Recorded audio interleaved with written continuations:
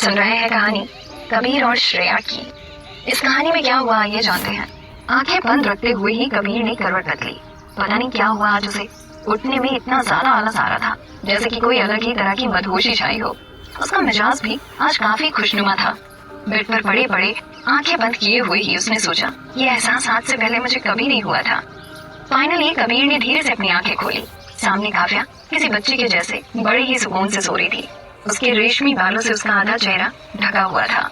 उसे ऐसे सोता हुआ देख अपने आप ही कबीर के चेहरे पर एक मुस्कुराहट आ गई। उसके चेहरे पर बिखरे बालों को अपनी उंगलियों से हटाते हुए कबीर ऑलमोस्ट उसके माथे को चूमने ही वाला था कि तभी अचानक से उसे बहुत बड़ा झटका लगा।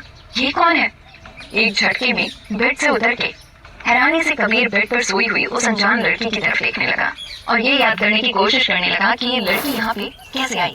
सिर्फ यही नहीं, कबीर इस बात से भी हैरान और परेशान था कि वो अपने कमरे में नहीं बल्कि किसी अनजान जगह पर था। हड़बड़ाते हुए उसने अपने हाथों को और अपनी शर्टलेस बॉडी को ध्यान से देखा। ऐसा लग रहा था कि जैसे वो अपनी बॉडी पर कुछ ढूंढने की कोशिश कर रहा था। कबीर को अपना सर बहुत भारी लग रहा था और जैसे ही उसकी नजर दीवार पे टंगे हुए फैंसी वॉल क्लॉक पे पड़ी, उसे याद आया कि आज उसकी एक बहुत इंपॉर्टेंट बिजनेस मीटिंग थी। मीटिंग सुबह 9 बजे की थी और अब घड़ी में 10:30 बज रहे थे। कबीर के चेहरे का रंग धीरे धीरे चेंज होने लगा। वही इन सब से अनजान श्रेया अभी भी आराम से मखमली चादर ओढ़े सो रही थी। उसके चेहरे को देखकर साफ पता चल रहा था कि वो कोई खूबसूरत सपना देख रही थी। और तभी अचानक से अपनी सांसों को संभालने की कोशिश करते हुए श्रेया उठ के बैठ गई। एक पल के लिए उसे कुछ समझ में नहीं आया कि अभी क्या हुआ। जब श्रेया होश में आई तो एक अनजान इंसान हाथ में खाली बकेट लिए गुस्से में उसे घूरे जा रहा था। श्रेया पूरी तरह से गीली हो चुकी थी और श्रेया अब समझ गई कि उसी इंसान ने उस पर पानी फेंका था। पर क्यों? कबीर ने कहा, get dressed, you better have a good explanation for this. और गुस्से में वो बाथरूम के अंदर चला गया। श्रेया शॉक में उस अनजान आदमी को जाते हुए देख रही थी और सडनली उसने ये नोटिस किया कि उसके शरीर पर एक भी कपड़ा नहीं था। श्रेया के मुंह से ऑलमोस्ट चीख निकलने ही वाली थी, लेकिन भगवान का शुक्र था कि एटलीस्ट ब्लैंकेट से उसने अपने आप को ढक के रखा था। कबीर बाथरूम में इसीलिए आ गया था क्योंकि उसे बहुत ज्यादा गुस्सा आ रहा था। उसे डर था कि कहीं वो कुछ गलत न कर दे उस लड़की के साथ। शावर में काफी देर खड़ा वो अपने दिमाग को शांत करने की कोशिश करता रहा। बाहर श्रेया पूरे कपड़ों में बेड पर बैठी कंफ्यूजन में बिखरे पड़े रूम को देखे जा रही थी। उसने देखा कि उसकी कलाइयों में कुछ पर्पल ग्रीन कलर के निशान थे। पता नहीं कौन है ये इंसान और क्या चाहता है। इससे पहले कि वो कोई बहुत बड़ी मुसीबत में फंसे, अच्छा यही होगा कि उसके बाथरूम से निकलने से पहले ही श्रेया यहाँ से निकल जाए। श्रेया दरवाजा खोलने ही वाली थी कि कबीर ने उसका हाथ पीछे से पकड़ लिया और उसे अपनी तरफ खींच लिया। श्रेया दर्द से कराहते हुए गुस्से में बोली, leave my hand and let me go. Kabir ने अपने सख्त हाथ से उसे अपने और करीब खींच लिया। वो अपने गुस्से को जैसे कंट्रोल ही नहीं कर पा रहा था। श्रेया एक पल के लिए सिहर उठी, लेकिन कबीर की इस बदतमीजी के बावजूद भी वो कुछ पल के लिए डिस्ट्रैक्ट हो गई। कसूर कबीर की निगाहों का था। वैसे तो उसके हल्के बिखरे बाल और फुल बेयर्ड लुक ही काफी था किसी भी लड़की को घायल करने के लिए, लेकिन उसकी आंखें वो इतनी गहरी थी कि कोई इनमें एक बार डूब जाए वो वहां से निकल ना पाए। किसने भेजा तुम्हें? कबीर ने दांत पीसते हुए पूछा और तब श्रेया होश में आई। आंखें भले ही मासूम हो लेकिन इंसान किसी जल्लाद से कम नहीं है। इतना गुरूर, इतना घमंड किस बात का? हाँ, आराम से बात नहीं कर सकता क्या ये इंसान? श्रेया ने मन में सोचा। बोलो, मेरी कौन सी राइवल कंपनी ने भेजा है तुम्हें? कबीर ने गुस्से में पूछा। क्या क्या बोल रहे हो तुम? मैं जानती भी नहीं हूँ तुम्हें। श्रेया परेशान हो रही थी। झूठ बोल रही हो तुम। तुम्हारी हिम्मत कैसे हुई मुझे ड्रग्स देने की? ड्रग्स? श्रेया की आंखों में अब पहले से भी ज्यादा हैरानी थी। अपने इस मासूम चेहरे से तुम किसी और को बेवकूफ बना सकती हो, लेकिन कबीर कपूर को नहीं। इसलिए बेहतर होगा कि तुम मुझे सब सच बता दो, क्योंकि बिना सच बताए तुम यहाँ से हिल भी नहीं सकती हो। श्रेया को ज्यादा दर्द महसूस हो रहा था क्योंकि कबीर ने उसे काफी जोर से पकड़ रखा था, लेकिन सच में श्रेया को याद तक नहीं था कि वो इस कमरे तक कैसे पहुंची। श्रेया एक स्ट्रगलिंग एक्टर थी। अभी 2 दिन पहले उसने एक बहुत बड़ी अपॉर्चुनिटी खो दी थी। बहुत मेहनत की थी श्रेया ने उस रोल के लिए, लेकिन उस दिन ऑडिशन के लिए वो टाइम पर पहुंच ही नहीं पाई। Audition famous actor turned producer Devesh Kapoor की अपकमिंग मूवी के लिए था। श्रेया कल रात उस पब में देवेश कपूर से ही मिलने गई थी। देवेश कपूर ने बिना उसकी तरफ ध्यान से देखे ही उसको अपना कार्ड दिया था और बहुत स्वीटली नेक्स्ट डे मतलब आज ऑडिशन के लिए बुलाया था।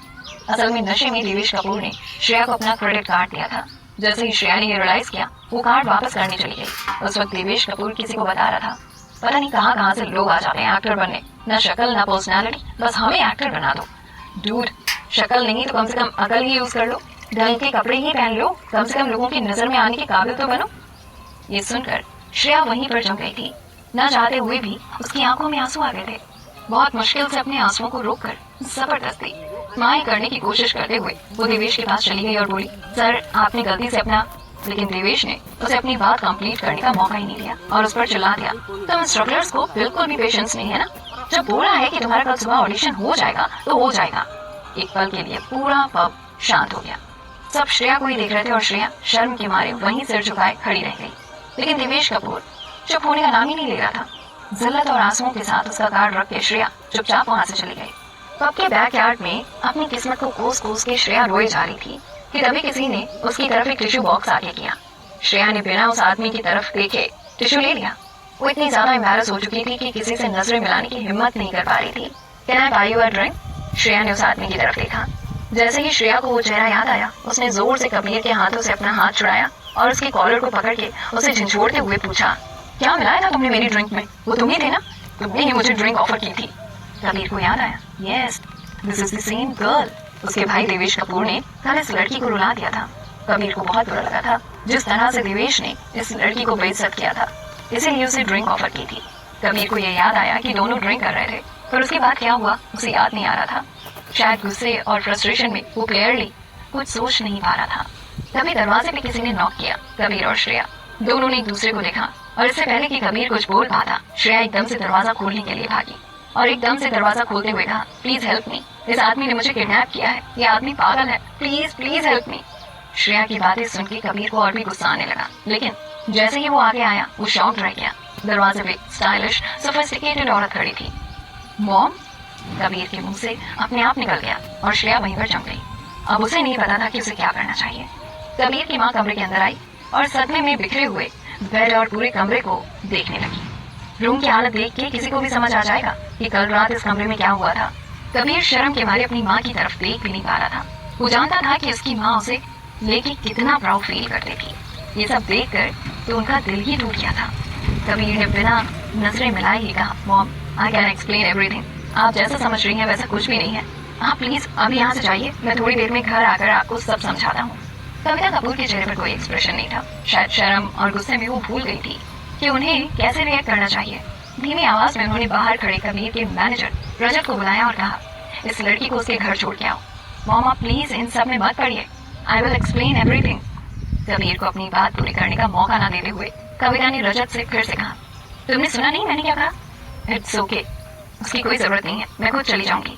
श्रेया ने कहा, नहीं अब से तुम मेरी जिम्मेदारी हो, मुझे थोड़ा वक्त दो, आई प्रॉमिस यू तुम्हारे साथ में कुछ गलत नहीं होने दूंगी। श्रेया कुछ बोलने ही वाली थी पर मिसेस कविता ने उसे भी कुछ बोलने का मौका नहीं दिया और रजत उसे वहां से लेकर चला गया। मॉम आपको पता नहीं है इस घटिया लड़की ने मेरे साथ क्या किया है, आप प्लीज इस मामले से दूर रहिए, आपको नहीं पता कुछ भी। कबीर ने गुस्से में कहा, शादी कर लो इस लड़की से कबीर। मिसेस कविता ने सीरियस होकर कहा। कबीर जानता था कि उसकी माँ यही कहेंगी।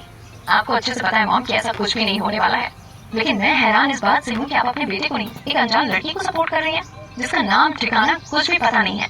उसका नाम श्रेया है, 21 साल की है। वो सिंघानिया ग्रुप के सीईओ मिस्टर उदय सिंघानिया की नाजायज बेटी है। उसकी 2 बड़ी बहन और एक छोटा भाई है। उसकी माँ उसके बचपन में ही गुजर गई थी और उसके बाद को उसके होने या ना होने से कुछ ज्यादा फर्क नहीं पड़ता है। वो रहती तो सिंघानिया हाउस में ही है, लेकिन वहाँ के नौकरों से भी ज्यादा बदतर हाल में है।